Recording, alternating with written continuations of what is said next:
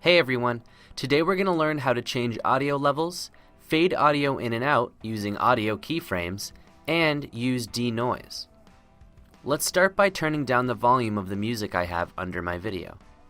Going to the music here, you can grab the big line that's going across the music clip and drag it downwards. We can lower the clip by a few decibels. A decibel is a unit used to measure the intensity of a sound. The less decibels, the less volume you have. Now let's edit our music to fade in and fade out, since that's a common thing to want to do with your music for your video. A fade is a gradual increase or decrease in the level of an audio signal.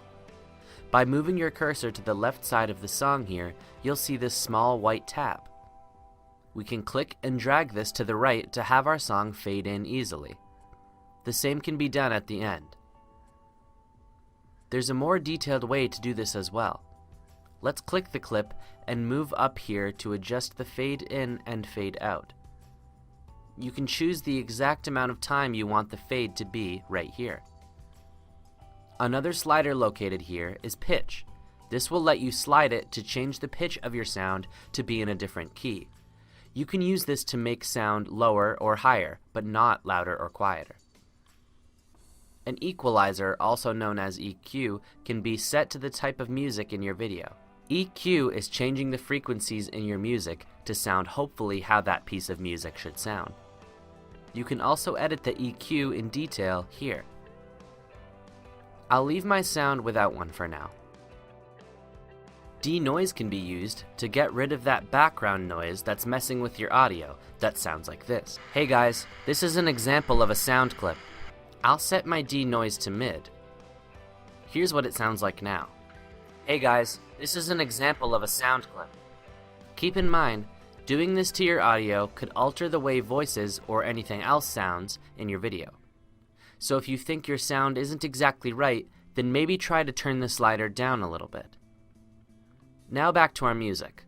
Let's try making the music a little louder when the title comes on screen. On the left side of the screen here, you can change the audio channel your sound is playing out of by dragging this to L or R. This stands for left and right channel. If you're wearing headphones, for instance, and turn this to L, sound will only play out of one side of the headphones, the left side. Last but not least, let's try using audio keyframes. A keyframe is a marker that indicates the changes in any element you're working with. In our case, the small dots will indicate the rise and fall of the volume and can be fine-tuned with perfect detail using keyframes. Clicking this button here will add a keyframe to our sound clip where I have my playhead located. If I move my playhead further into the clip and click this dot again, I'll place another keyframe. Then one last time, I'll move near the end of the clip and add another. Now it's time to adjust them. By clicking this arrow, we can go to the next keyframe, and by dragging this slider, you can choose where the volume will be at that time. Then I can move on to the last keyframe and adjust that as well.